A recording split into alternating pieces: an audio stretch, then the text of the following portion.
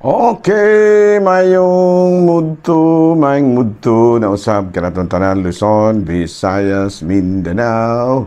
Mayong mudto Philippines, mayong mudto world, mayong mudto universe. Ana na punta makigala na atong tulumanon sa kahanginan CONA Catechesis on Air.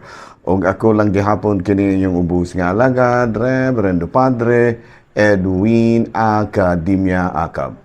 Abi no adlaw na usab karon sa tarong adlaw may higala.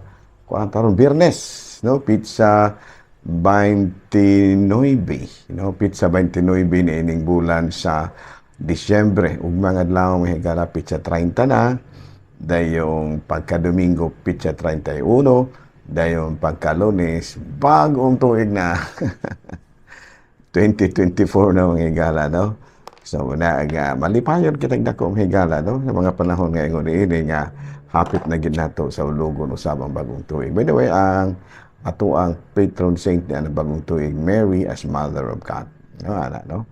Nahala, no? Mayong mudto ka naton tanan ang hinaot kita nga ana kitang tanan sa kapiskay sa ato ang panglawas, no?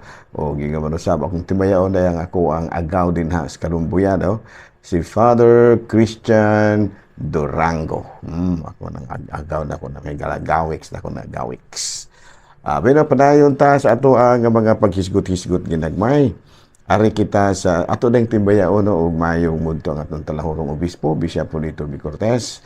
Bishop, daghang kay salamat sa imong kalundaryong gihatag ug sa pinaskuhan po, no, gitagaan po mi ni Bishop og pinaskuhan, no, dili gyud mawala na o gigamanusab ang upat ka volumes sa kining gitawag nato og pandasal, no, gamit kay nako kay magmisa mo ko every day, doon naman ko English mass sa kuan sa akong parokya, no, aron paanad-anad pud bitos dila mahigala na. Yang ako mga sako po naanad na, no, English mass magpangita na sila, no, basta kanang weekdays English mass gid me, although nga ang wali binisaya of course. No, padayon ta mahigala sa ato ang mga buhatonon ni ining kamudtuhon. Ari kita sa CBCP News, balitang simbahan ni ining kamudtuhon. Ang CBCP nihatag og 5 ka obserbasyon ngado nga kita mga Pilipino mananaw gid ta sa kining sa pelikula nga Gumborsa, no? So matud pa nila aduna sila 5 ka mga recommendations ngano nga ang kita mga Pilipino mananaw gyud ta sa Gumborsa, no, or Gomez Burgos Zamora. Number 1 is maayo kanu kaayong pagka-research, well-researched film. No, maayo kaayong pagka-research.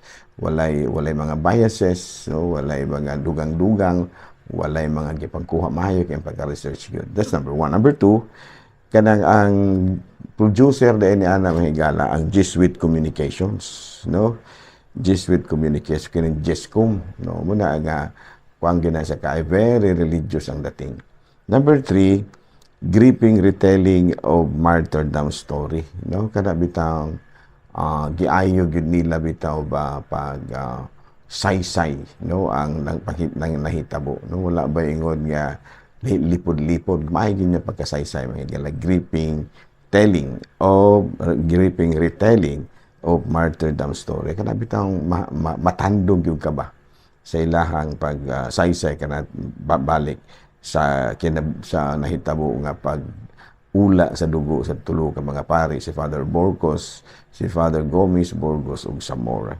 And then ang pelikula nagkuan pud ka nato, naghatag kini og matud pa kasaysayan, no, o kanang gitawag natong pagtudlo kung unsa gid kita isip mga Pilipino, no. Gumborsa unveils essence of being true Filipino. And number 5 is Class A gyud, no, best director, no, second in best picture, best in cinematography, no, daghang kaayong mga awards sa MMFF, no, muna, no? So, muna nga, giauhag kita isip mga Katoliko, isip mga Kristiyanos nga mananaw gid kita sa pelikula nga Gumborsa, no, or Gomez Burgos, Zamora.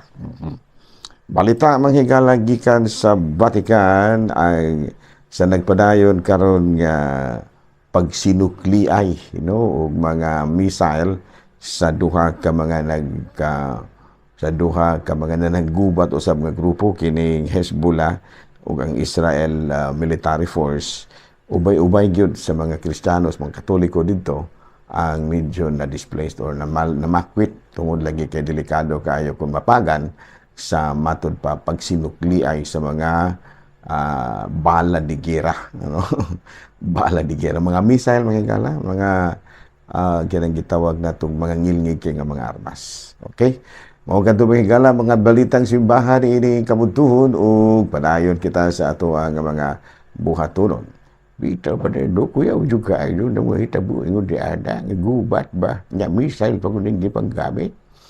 Ito pa ito, kuya gumito ka, mas may gani ato mga Pilipino, pauli-o na nato, no? Gikan sa South Lebanon ba? Mao yun. Ang ako anak, pauli-o na lang, no? Kay delikado kayo, maka-income tuod ta, pero delikado po kayo, kargamento na po tang mo pauli din sa Pilipinas. Abi na pa tayo, may galang, kumusta naman mo sa inyong Pasko? Wala ba mo'y ubo? Wala ba mo'y sipon? Wala ba mo'y hilanat? No, wala ba madaot ang inyong kutis tungod kay nabuthan mo og ventilador? Dili. Mubuto ba ko ng ventilador pa diri? Mubuto na. Kana ding ma-overheat. O baka libintador, pwede po no, mubuto gina ang klaro mubuto kana yung libintador. Ana, dili ventilador. Sangay-sangay ro mo na mahigala, no. Nala, no? Ari kita mahigala sa ato nga kining gitawag na itong catechism proper. Unang pangutana. Unang pangutana mahigala. First question.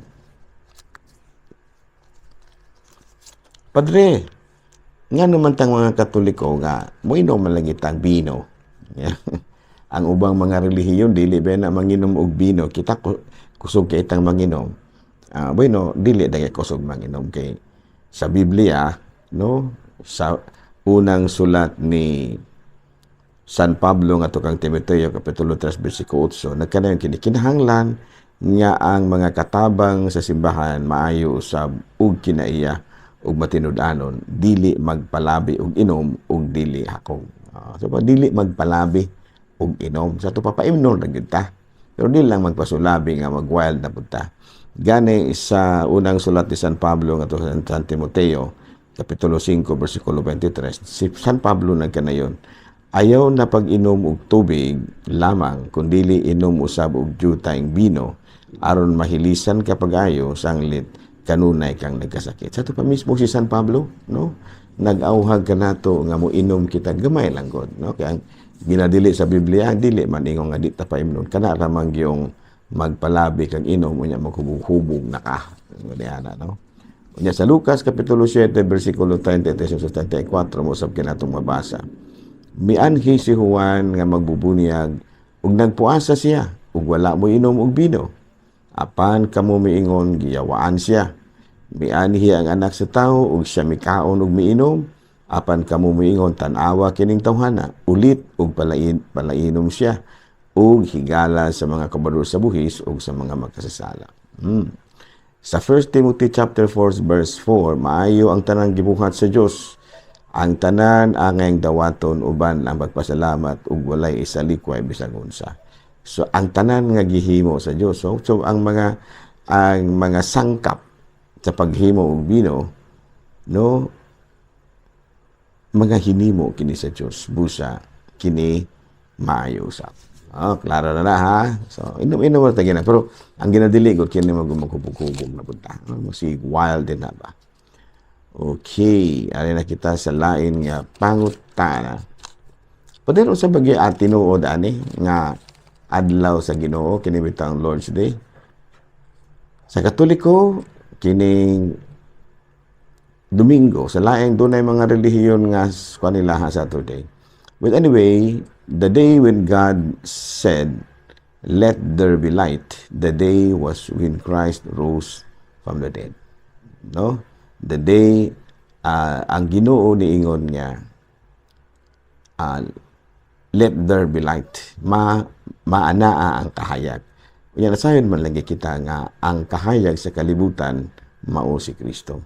So the day when the Holy Spirit came upon the apostles, the church celebrates the day of resurrection on the 8th day, Sunday, which is rightly called the Lord's Day.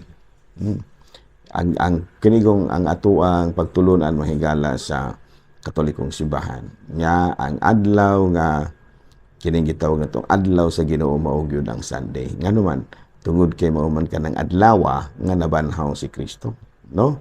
Sa unang sulat ni San Pablo ngadto sa Corinto, kapitulo 16 bersikulo 2, sa unang adlaw matag simana ang usag-usa kaninyo kinahanglang magahin og kwarta sumala sa inyong kinitaan ug tigumon kini aron maandam og inig-anhi niya. Sa ito pa, si San Pablo di ay, may doon lagi panahon nga, mangayo siya ginabang na kada magtapok-tapok sila, kanang gitawag nga breaking of the bread, doon lagi love offering. Nga mo'y gawion po ni San Pablo kung mabisita na siya. Sa ito pa, doon lagi panagtigong sa kanang gitawag na ito, pinakauna nga adlaw. Sa Colosas Kapitulo 2, versikulo 16, busa, ayaw ninyo itugot nga may mga nagsaway kaninyo sa inyong kanon o imnon o bahin sa mga adlawng ipapahulay o sa pangalan sa bagong bulan o bahin sa adlawng ipapahulay.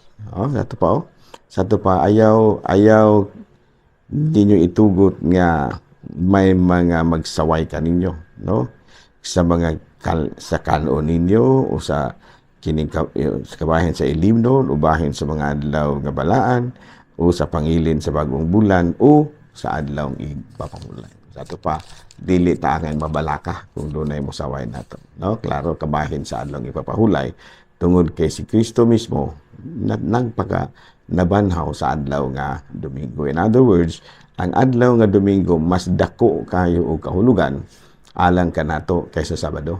Nganuman, sa Sabado wala pa mabanhaw ang Ginoo ana pagka Domingo na sa tungang gabi. So muna nga ang pagkabanhaw ni Kristo mo'y usa ka dakong basihan nga diin atong ila ang adlaw nga Domingo nga mao ang adlaw sa Ginoo. Klaro, muna gitawag nato sa English og kining Lord's Day. Abi dili na lang una sa kutub higala ha, ako lang gihapon kini inyong ubos nga alagad, Reverendo Padre Edwin Academia Aka, milit na usab kaninyo, ug manalangin ka nato ang Dios nga makagahom sa tanan. Amahan, Anak, Espiritu Santo, tapos na ang ato ang pagkatikisis, dadon nato ang gugma o kalinaw ni Kristo. Salamat sa Dios.